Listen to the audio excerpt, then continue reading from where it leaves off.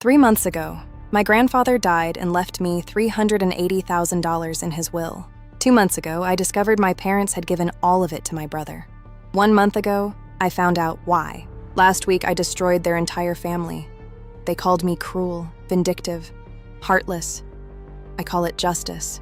This is the story of how my perfect family fell apart, and how I made sure they could never put it back together. My name is Megan. I'm 28 years old. I have a brother named Tyler. He's 31. Growing up, Tyler was the golden child. I was not. Let me paint you a picture. Tyler was a star athlete in high school.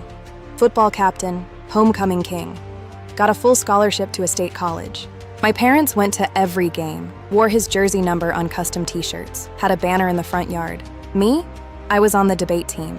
My parents came to exactly one competition in 4 years. They left at halftime because Tyler had a game that same night. When Tyler graduated college with a 2.8 GPA in communications, my parents threw him a massive party, rented a venue, made speeches about how proud they were. When I graduated with a 3.9 GPA in computer science, we went to dinner at Olive Garden, just the 4 of us. Dad spent dinner on his phone. I remember sitting there pushing breadsticks around my plate thinking, maybe one day they'll see me.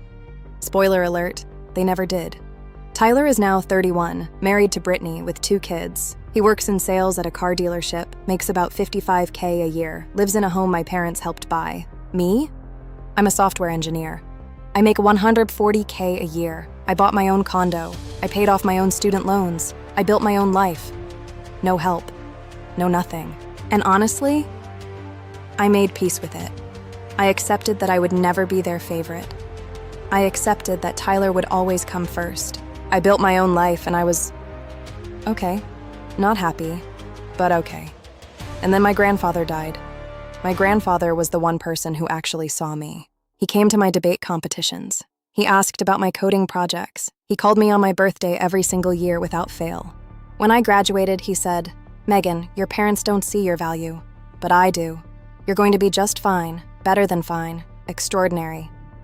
He died 3 months ago. Heart attack. Quick. Painless. At the funeral, Mom cried. Dad gave a eulogy. Tyler posted a tribute on Facebook. Me? I stood in the back and tried not to fall apart, because Grandpa was the only one who ever really loved me. 2 weeks later, we met for the will reading. The lawyer's office was one of those old buildings downtown with dark wood paneling and leather chairs that creak. My parents, Tyler, Brittany, and my Aunt Karen were there. The lawyer, a woman in her 60s named Margaret, opened a folder. "Let's begin," she said, adjusting her glasses. The will was actually pretty simple. And then Margaret read this. "To my granddaughter, Megan Riley, I leave the sum of $380,000 from my investment accounts. This money is hers and hers alone, to use as she sees fit for her future." I felt like I'd been hit by a truck. $380,000. Life-changing money. I could pay off my condo. I could invest. I could quit my job and start my own company like I'd always dreamed. I looked up, and everyone was staring. Mom's face was tight. Dad shocked. Tyler doing mental math. Brittany's jaw was literally hanging open. "And to my grandson, Tyler Riley," Margaret continued, "I leave my vintage car collection, valued at $45,000, and my fishing equipment." Tyler's face went red. Brittany's hand flew to his arm. My mom cleared her throat. That's quite a difference." Margaret said, "Your father was clear." The meeting ended. Margaret gave me her card. I walked to my car in a daze. Grandpa had left me $380,000. I sat in my car and cried, not because of the money, but because it meant Grandpa had been thinking about my future. He loved me. In this family, that meant everything. I didn't tell anyone. I went home, opened a bottle of wine, and started making plans. For the first time, I felt secure, like everything was going to be okay. I should have known better, because in my family, good things don't happen to me. They happen to Tyler, always Tyler. 3 weeks later, Margaret called. "Megan, I need to speak with you about your inheritance." My heart sank. "Is something wrong?" "I'm not sure. Come to my office." Margaret looked uncomfortable. "Megan, have you spoken with your parents? They came to see me with Tyler. They're claiming Grandpa wanted to split the money equally." I felt my blood pressure spike. That's not true. The will was clear. Margaret said, "I know, but they've hired a lawyer to contest it. They're trying to take my inheritance?" My own parents, fighting to take money that their father had explicitly left to me. My hands started shaking. What are my options? Fight it, but it could take months and cost you $20,000 to $30,000. I wanted to scream. Instead, I said, "I want to fight it." I left and drove straight to my parents' house. I didn't call. I just showed up. Mom answered the door, smiling, like she wasn't trying to steal from me. "Mom, Dad, we need to talk about you contesting Grandpa's will." Mom started. "Megan, let's not be dramatic." "Dramatic? You're taking money Grandpa left me." Dad said, "That money should be split fairly." Mom said, "Because it's not fair to Tyler. He has a family. He needs that money more than you do." "I need that money too. Just because I don't have kids doesn't mean I don't have dreams." Dad warned, "Don't raise your voice at your mother." I laughed. "Or what? You'll cut me out of your will too? Oh wait, I was never in your will, was I?" Mom went pale. Dad said, "Get out." Gladly. I drove home crying so hard. My own parents were trying to take the only thing Grandpa left me, and I wasn't even surprised.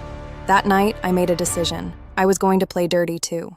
The next day, I told Margaret to fight aggressively, but I also started digging. Why were they so desperate to get Tyler that money? I called my Aunt Karen. "Karen, why are they so insistent on Tyler getting half?" There was a long pause. "You don't know.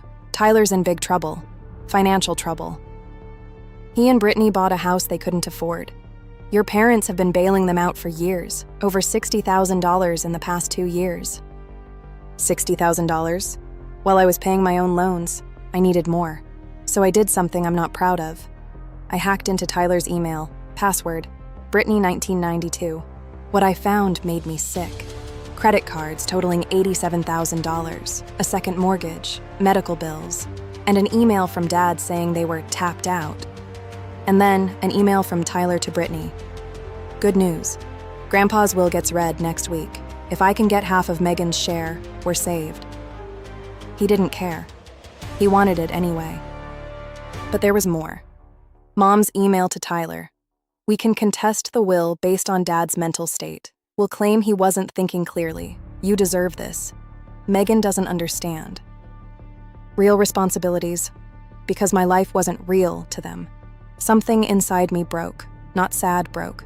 Angry broke. They were going to drag his memory through the mud. That's when I decided. I wasn't just going to fight.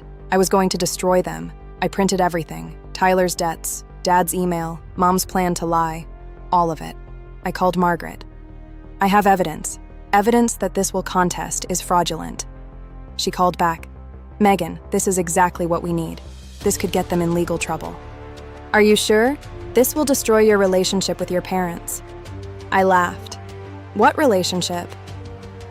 2 weeks later, we had the hearing. It was war. Their lawyer stood up. Grandpa was old, lonely, not thinking clearly.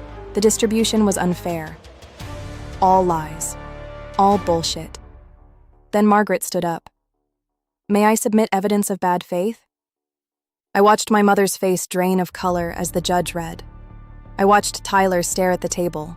The judge looked up. Mrs. Riley, did you write this email to falsely claim incompetence? The judge was stone cold. Will contest denied. Sanctioning the petitioners for bad faith. You'll pay Megan's legal fees.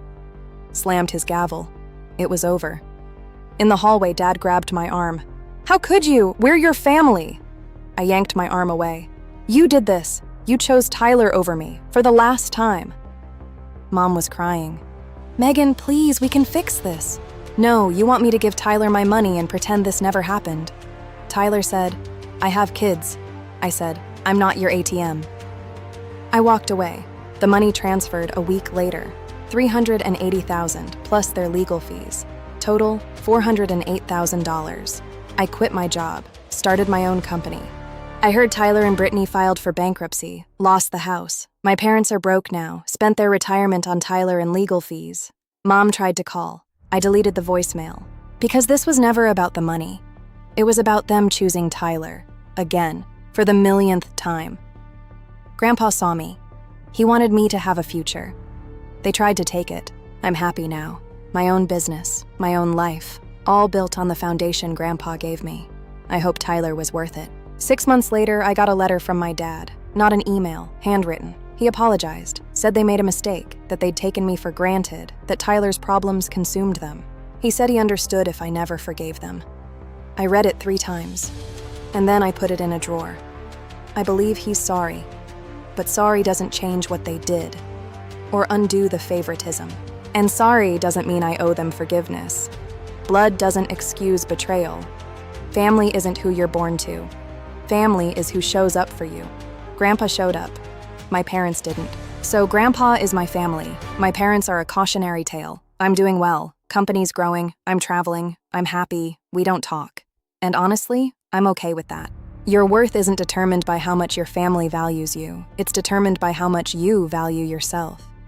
I don't regret standing up for myself. Some bridges burn themselves. If you've ever felt invisible, this story is for you. Subscribe for more stories of justice. Hit like. Comment. Would you have split the money? This is Reddit Story Vault. See you in the next one.